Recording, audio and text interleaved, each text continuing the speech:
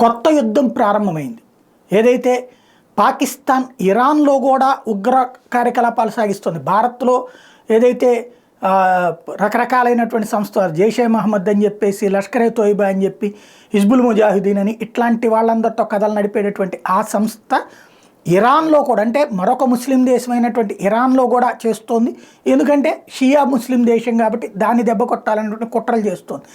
దాన్ని చూసి ఆగ్రహించినటువంటి ఇరాన్ దాని మీద స్కెచ్ చేసింది. తాజాగా బెలూచిస్తాన్ ప్రాంతంలో ఉన్నటువంటి ఇరాన్ వ్యతిరేక కుట్రదారులైనటువంటి తీవ్రవాదుల మీద అటాక్స్ చేసింది. మిస్సైల్ అటాక్స్ పెద్ద ఎత్తున చేసింది. అయితే అక్కడ సాధారణ ప్రజలు చనిపోయారంటూ బిల్డప్ ఇచ్చింది పాకిస్తాన్. దాన్ని తోసిపుచ్చుతూ ఇరాన్ అయితే ఇలాంటి మళ్ళీ ఉంటాయని ప్రకటించింది. ఇప్పుడు మరి పాకిస్తాన్కి పెద్ద సవాల్ అయింది.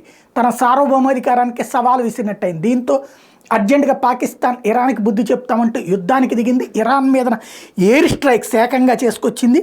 యుద్ధ విమానాల ద్వారా దాడులు చేసింది. Day after reports emerged of Iran having conducted missile and drone strikes on Pakistani soil, news broke of the later hitting back military. The Pakistan army reportedly conducted air raids on targets on Iranian soil. The targets were bases of militant groups Baluchistan Liberation Front and Baluchistan Liberation Army, as per reports. Earlier, Iran claimed to have hit camps of terrorist group Jaish al-Adib, but Pakistan said that it was civilians including children who had died in the air strike. ఇక్కడ ఏంటి యదవ నాటకాలు అనమాట. పాకిస్తాన్లో చనిపోయినటువంటి వాళ్ళు సాధారణ ప్రజలు, చిన్నపిల్లలు అని పాకిస్తాన్ నాటకాలు ఆడుతుంటే మాకు తెలుసు అది ఒరిజినల్గా తీవ్రవాదుల్ని చంపామని ఇరాన్ చెప్తుంటే, ఇప్పుడు ఇరాన్ లోపల దాడులు చేసింది. ఎవరయ్యా అంటే బెలూచిస్తాన్ రెబల్స్ లాంటి వాళ్ళని ఇరాన్ ప్రోత్సహిస్తోంది, బెలూచిస్తాన్కి సంబంధించినటువంటి తీవ్రవాద సంస్థల్ని.